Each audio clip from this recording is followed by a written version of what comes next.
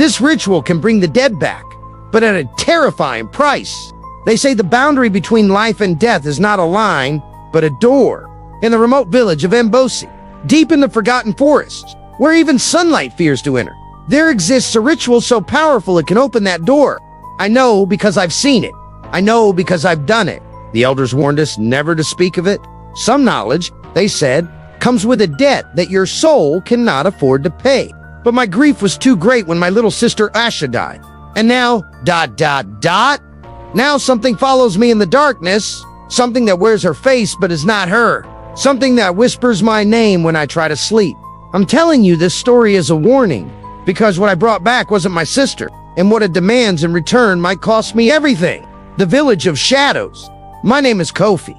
I lived my entire life in Mbosi, a village hidden between two mountains where the mist never fully clears. Our people have ancient traditions, some beautiful, some terrifying, but none more feared than the ritual of return. For generations, the knowledge of this ritual was kept only by our most powerful elder, Nanakaku. His hut stood apart from the others, surrounded by strange totems and warning signs. Children were forbidden to go near. Adults crossed to the other side of the path when passing. He guards dangerous magic, my grandmother told me, the kind that should stay buried. When I was young, I didn't understand. But then came the rains that wouldn't stop. Rivers swelled beyond their banks, and sickness spread through our village. Many died, including my parents. Only my little sister Asha remained of my family. She was everything to me. Bright, curious, always laughing. While I worked the fields, she would sing songs that made even the sternest elders smile. Your voice keeps the spirits happy, they would tell her. Never stop singing. But one day, she did stop. The fever took her in just 3 days. I watched helplessly as her small body burned with heat, then grew cold in my arms. I had never known such emptiness. 4 days. I couldn't eat or sleep. I sat by her grave in the village burial ground, talking to her as if she could hear me. That's when I first noticed the old pathways beyond the graveyard. Narrow trails leading deeper into the forest than anyone ever ventured. And something inside me whispered that perhaps this wasn't the end. The forbidden knowledge. One night, when the moon was hidden, I approached Nanakaku's hut. The old man sat outside as if expecting me, his face weathered like ancient wood, eyes reflecting the small fire before him. I know why you come, Kofi, he said before I spoke a word. Your heart bleeds for your sister, but what you seek will only deepen your wounds. I need her back, I pleaded. She's all I had. His eyes narrowed. The dead belong to another world now. To bring them back disrupts the balance. There is always a price. Any price, I said. I'll pay anything. Nanakaku sighed deeply, the sound like wind through hollow bones. That is what they all say, before they understand what anything truly means. He studied my face for a long moment, then motioned me closer. I will not teach you the ritual, he said, but I cannot stop you from finding it. In the oldest baobab tree, 3 days' journey from here, there is a hollow. Inside you will find what remains of those who sought this knowledge before you. He grasped my arm with surprising strength. But know this, what returns is never what left, and the price is never what you expect to pay. I thanked him and turned to leave, but his final words followed me into the darkness. The border between worlds thins during the blood moon. 3 nights from now, should you choose this path, that is when the door will open easiest. But remember, doors opened from both sides. The journey, I prepared in secret, telling no one. I took only what I needed: water, dried meat, a knife, and a small pouch containing Ash's favorite bead necklace, the one she was buried with. The forest grew darker and stranger with each passing mile. Birds fell silent. The undergrowth thickened until I had to cut my way through. On the second night, I heard drums from directions that kept changing. Though I saw no one, sometimes I felt eyes, watching from the darkness. Once I woke to find strange symbols drawn in the dirt around my sleeping place. Symbols I hadn't made. On the 3rd day, I found the baobab tree. It was enormous, ancient beyond imagining. Its trunk twisted like a thing in pain. The hollow was there, just as Nanakaku had described. With trembling hands, I reached inside. My fingers touched something cold and hard, a small wooden box, carved with symbols I recognized from the protective totems around our village. Inside was a yellowed parchment, written in our ancestors' language, and a small bone knife with a handle wrapped in dark leather. The ritual was surprisingly simple. I needed 4 items: earth from Ash's grave, water from a place where a child had drowned, blood from my own veins, and something that belonged to her in life. The instructions described a clearing that matched one I had passed the day before, a perfect circle where no trees grew. I had to begin at midnight under the blood moon and complete the ritual before dawn. What troubled me most were the final lines, smudged and difficult to read. Speak their name 3 times. Open the door. But remember, something else may be waiting on the other side. The ritual. I retraced my steps to the clearing. The blood moon hung low and swollen in the sky, casting everything in a crimson glow. The air felt thick, hard to breathe. I had collected everything. The soil from Ash's grave, water from a pool our elders had always warned us against, the necklace she loved. The only thing remaining was my blood. I drew a circle with the grave dirt, placed the water at its center in a small clay bowl, and laid the necklace beside it. Then, using the bone knife, I cut my palm and let 7 drops of blood fall into the water. The mixture turned black instantly. The moonlight seemed to bend toward it, as if drawn by an invisible force. I began chanting the words from the parchment. They felt wrong in my mouth, like speaking with a tongue made of ash. The air grew colder with each syllable. The trees around the clearing seemed to lean inward, listening. Asha, I called Asha. The blood water began to bubble, though no heat touched it. The ground trembled beneath me. The moonlight dimmed as if something vast was passing before it. Then came the whispers, hundreds of voices speaking at once. None of them. Asha. They spoke of hunger, of darkness, of cold so intense it burned. They begged to be let in, to feel warmth again. I almost stopped then. But beneath those voices, I heard something else. A small, familiar sound. The first notes of Asha's favorite song, Asha, I called again, my voice breaking. The darkness at the center of the circle deepened, becoming a hole that seemed to descend forever. And from that depth came a small hand reaching upward. The return. What emerged from the darkness wore my sister's face. It had her voice, her smile. But even in that first moment, I knew something was wrong. Her eyes were too dark, with no whites visible. Her movements were jerky, like a puppet with tangled string.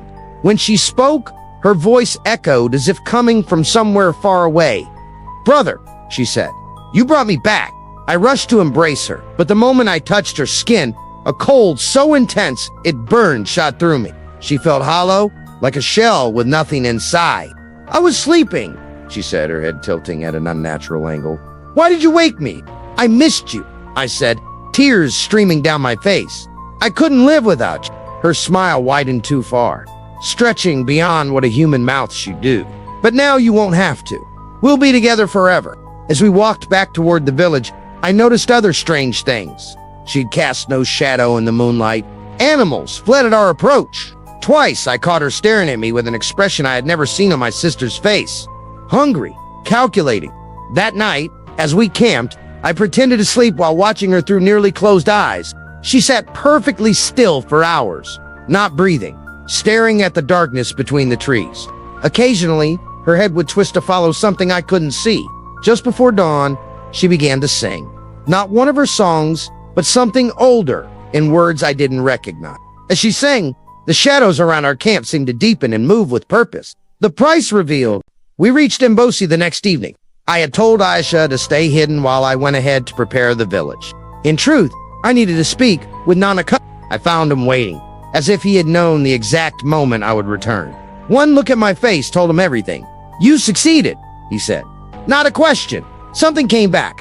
I admitted, but it's not completely her. The old man nodded grimly. What returns is always less than what departed, and more than what you sought. What does that mean? I demanded. What is she? Not she anymore, he corrected. In a shadow that wears your sister's memories like borrowed clothes, a hunger that can never be satisfied. He explained that the ritual creates a doorway, but what steps through is rarely the soul we call. Instead, ancient entities, hungry things that live in the spaces between worlds, sense the opening and seize the opportunity. They use memories absorbed from the dead to create a perfect disguise. And the price? I asked, remembering his warning. It has already begun to collect, he said. First, it will take small things, trinkets, food, perhaps an animal, but its hunger grows. Soon it will need more. It will consume everything you love, starting with what you love most, your memories of the real Asha. His words chilled me. How do I stop it? You invited it in, he said. Only you can send it back, but it will fight to stay. He gave me instructions. Another ritual, this one of banishment. It required returning to the same clearing under the new moon, 3 weeks away. Until then, I would have to keep the thing that wasn't Asha from harming anyone. Be careful, Nanakaku warned. It knows your thoughts. It feeds on your love for your sister. That is its power over you. The haunting, I told the village that Asha had been found alive, lost in the forest. They celebrated her return, though many noticed her strangeness. The forest changes people, they whispered when they thought I couldn't hear. At first, the changes were subtle. Food in our hut would disappear overnight. Small items went missing. Animals kept their distance. Then the nightmares began. Not just for me, but for everyone in the village. Children woke screaming about a girl with black eyes who watched them from the foot of their beds. Adults found strange symbols carved into their doorways. I would wake to find Asha standing over me, perfectly still, watching. When she realized I was awake, she would smile that too-wide smile and ask what I was dreaming about. I'm hungry, brother, she would say. So hungry. One morning, I discovered the village elder's prized goat dead outside our hut. Its body dry and shriveled as if all moisture had been drained from it. When I confronted Asha, she merely tilted her head and asked, "Wasn't this what you wanted? For us to be together?" That night, I heard her singing again. That ancient, terrible song. I followed the sound and found her in the burial ground, dancing between the graves, her feet never quite touching the earth. The soil on several fresh graves was disturbed. I knew then I couldn't wait for the new moon. Whatever had returned with me was growing stronger, feeding on something more vital than food. Nanakaku had been right. It was consuming my memories of the real Asha. I could feel myself forgetting the sound of her true laugh, the warmth of her genuine smile. The following day, a child went missing. We searched everywhere, but found nothing except one small footprint by the edge of the forest. A footprint that matched Ash. The final confrontation. That night, I confronted the thing wearing my sister's face. "What have you done with the child?" "I was lonely," it said in Ash's voice, though the sound had a new hum. "I wanted someone to play with, someone small like me." "Where is she?" I demanded. It smiled, sleeping, like I was sleeping before you woke me. Its eyes, now completely black, fixed on mine. "Why did you call me if you didn't want me here, brother?" "You're not my sister," I said, my voice breaking. "I am what you wanted," it replied. "You didn't want the truth, you wanted comfort. That's what I give you." A beautiful lie. It stepped closer. "I can be exactly what you want, forever. Isn't that better than being alone?" For a moment, I wavered. The shape before me looked so much like Aisha. But then I remembered the missing child, the nightmares, the dead animals. "No," I said firmly. "You're not what I wanted. I wanted my sister at peace, not the corruption of her memory." His face contorted with rage, the disguise slipping to reveal something ancient and terrible beneath. "You invited me in," it hissed, its voice no longer Asher's. "The door is open now. Others will follow." I knew what I had to do. I couldn't wait for the new moon. I grabbed the bone knife I had kept hidden and slashed my palm, letting blood drip to the floor in a circle around us. "By blood opened, by blood closed," I recited the words Nanakaku had taught me. "Return to darkness, return to dust," the thing screamed. A sound no human throat could make. It lunged for me, but couldn't cross the blood circle. Its form began to shimmer and distort, Asher's features melting away to reveal something I cannot describe, something made of shadow and hunger and endless cold. "If I go back," it snarled, "I take something with me. That is the balance." It reached out one last time, not to attack, but to touch my forehead. In that moment, I felt memories being ripped away, not just of Asha, but of my parents, my childhood, my very self. The price was part of my soul. There was a sound like the world tearing open, and then silence. The thing was gone. On the floor lay Ash's bead necklace. The only thing that remained. I found the missing child wandering in the forest the next day, unharmed but silent. She never spoke of what happened during her disappearance, but she never again went near the burial grounds or the forest edge. The nightmares stopped for most of the village, but not for me. In my dreams, I still hear that ancient song. Sometimes I wake to find strange symbols drawn in dust beside my bed. There are gaps in my memory now, whole years of my childhood that I cannot recall. The faces of my parents grow dimmer each day. Even Asher's true face becomes harder to remember. replaced by the terrible image of what came back wearing her skin. Nanakaku told me that the door, once opened, is never fully closed. The ritual created a thin place between worlds, centered on me. You carry it with you now, he said. The boundary. I left Mbosi after that. I wander from village to village, never staying long enough for the shadows to find me, never letting myself grow close to anyone for a fear of what might follow me through that invisible door. But I tell the story as a warning. Grief can make us desperate. Love can make us blind. Some prices are too high, even for a chance to say goodbye. The dead should remain at peace. And some doors, once opened, can never be fully closed again.